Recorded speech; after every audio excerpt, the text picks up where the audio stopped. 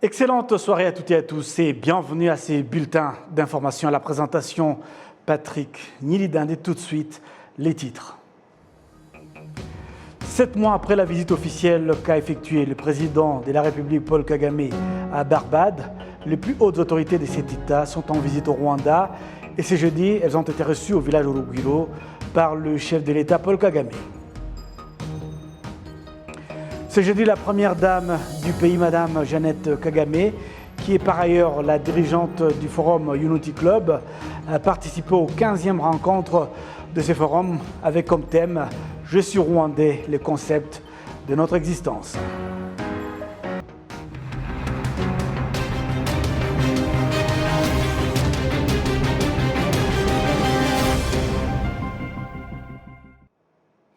Encore une fois, bienvenue à toutes et à tous. Le Rwanda et la Barbade sont déterminés à développer davantage leur coopération bilatérale en vue de contribuer au développement respectif de leurs deux peuples et aussi faire en sorte de supprimer les obstacles qui mènent à leur essor économique. Les responsables au plus haut niveau, aussi bien du Rwanda que de la Barbade, indiquent vouloir développer davantage leur coopération bilatérale dans différents secteurs. 7 mois après la visite officielle qu'a effectuée le président de la République Paul Kagame à Barbade, les plus hautes autorités de cet État ont rendu la politesse en visitant le Rwanda. Ce jeudi, elles ont été reçues au village Urugwiro, le siège de la présidence rwandaise, par le chef de l'État Paul Kagame. Le Premier ministre de la Barbade, Mia Mottley, a reçu les honneurs de la République de la garde républicaine.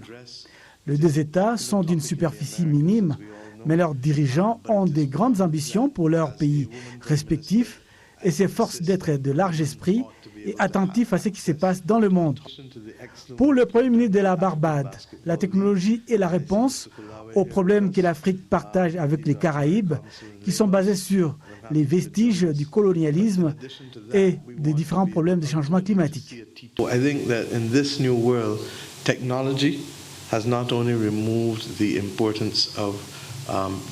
pense que dans le monde d'aujourd'hui, la technologie a non seulement supprimé les problèmes de la distance entre les États, mais également des superficies réduites de leurs États. Nous faisons face à des défis multiples, mais grâce à la coopération, nous pouvons construire des meilleures choses ensemble.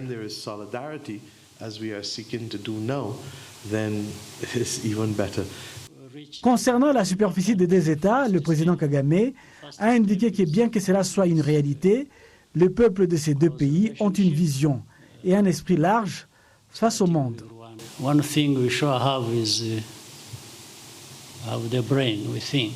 Si nous avons un don exceptionnel, c'est l'intelligence. Nous réfléchissons et nous avons un esprit large. Nous n'avons pas d'handicap de la petitesse de la superficie de nos États. Nous réfléchissons ensemble avec les autres en apportant des changements en partenariat avec nos amis.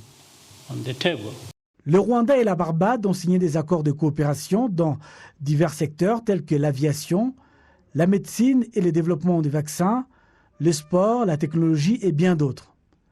Le Premier ministre de la Barbade, Mia Mottley, est allé s'incliner devant le corps des victimes du génocide perpétré contre les Tutsis. Elle a condamné avec la dernière énergie ceux ou celles qui ont planifié et mis en exécution cette tragédie. Actualité nationale en bref et en images, le Rwanda et la Barbade veulent renforcer leur coopération dans des domaines variés, notamment en sport.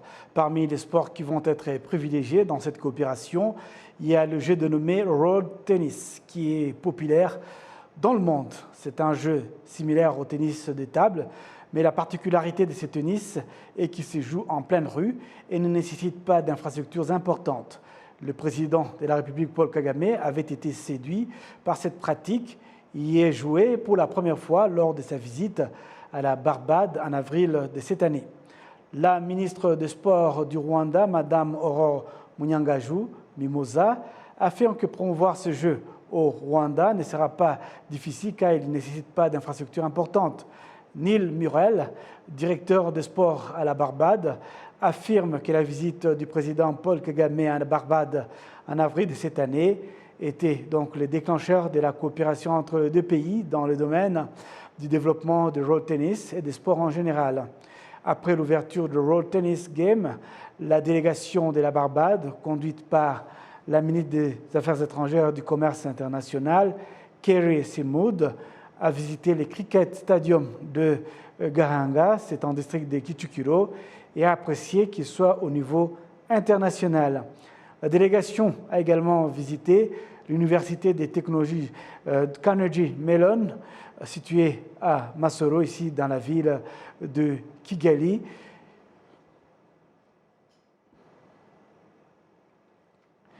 Ce jeudi, donc,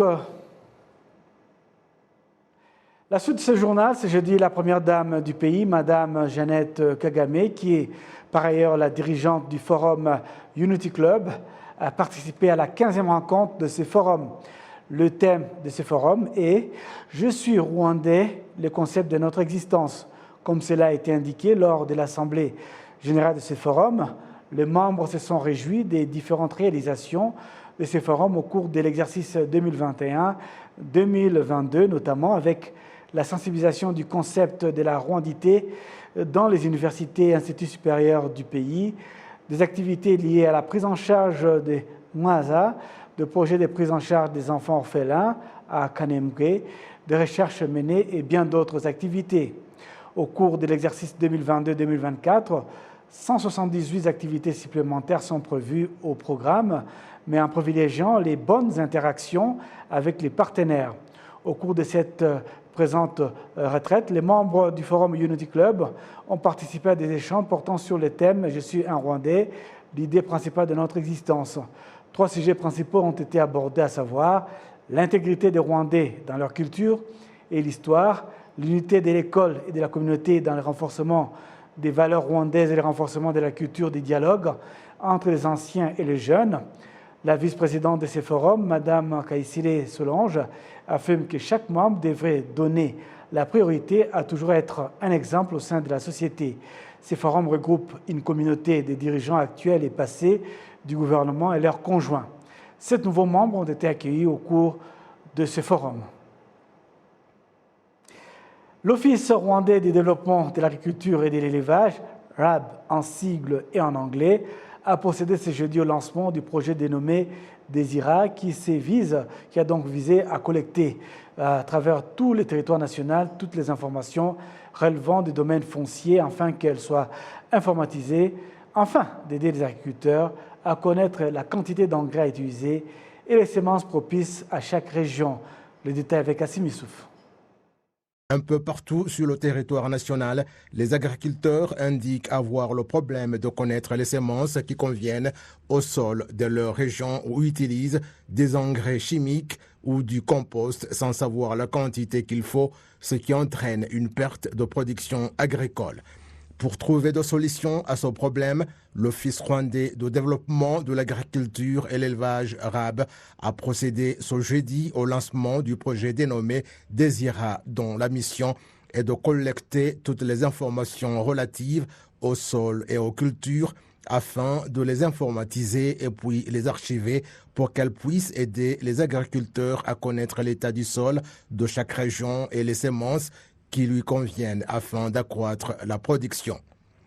L'Office rwandais du développement de l'agriculture indique en outre qu'il attend de ce projet l'accroissement de la production agricole.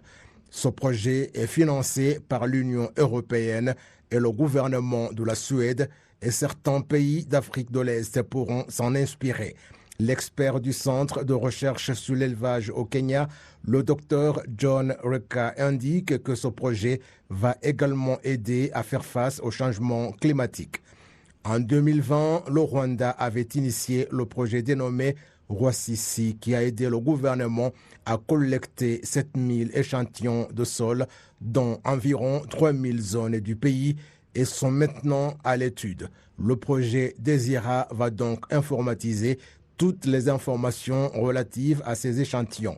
Le financement de ce projet s'élève à environ 230 millions de francs rwandais. Le ministère des Infrastructures a annoncé que le Rwanda a acquis un avion cargo d'une capacité de 23 tonnes de marchandises. Cette annonce intervient alors que depuis quelque temps, les exportateurs rwandais se plaignaient du manque de place à bord des avions de ligne, ce qui a entraîné la détérioration de leurs marchandises. Explication avec Kassim Issouf. Suite au manque d'avions cargo, l'import-export au Rwanda s'effectue par d'autres moyens de transport. Il se peut qu'une personne veuille acheter 30 ou 20 000 poussins, mais qu'il n'y a pas assez de place dans l'avion et cela affecte le développement de notre business, surtout que notre souci est d'aller de l'avant. Si aujourd'hui nous sommes capables de fournir 1,2 million poussins et si nous atteignons 2 ou 3 millions, ce serait formidable et cela va générer des revenus pour le pays en général.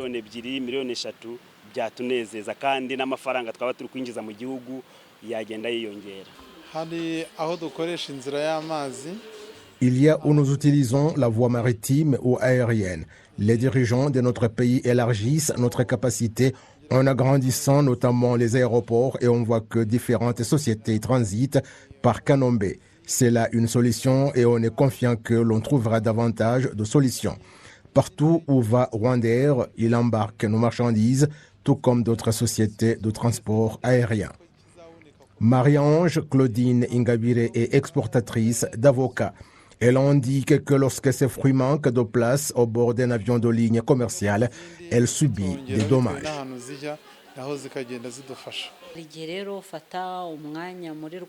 Il arrive qu'on réserve une place chez Rwandair et cela coïncide au fait qu'on est nombreux.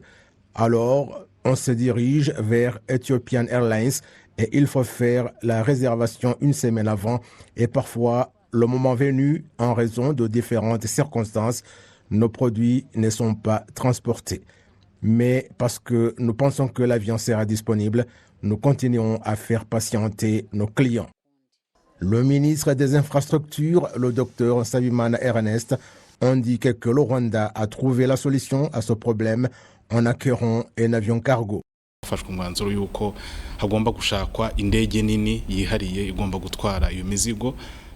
Il a été décidé d'acheter un avion cargo en plus des avions qui transportent des passagers et peu de marchandises. L'avion est disponible, toutes les exigences ont été remplies, mais avant qu'il décolle, l'avion doit avoir diverses licences et des vérifications techniques doivent être effectuées. Tout cela est en cours de finalisation et très bientôt, l'avion commencera à être utilisé.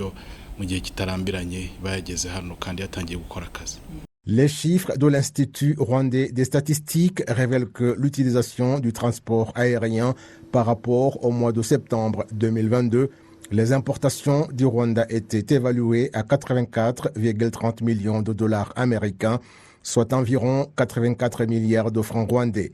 Les exportations étaient évaluées à 51,69 millions de dollars américains, soit environ 51 milliards de francs rwandais.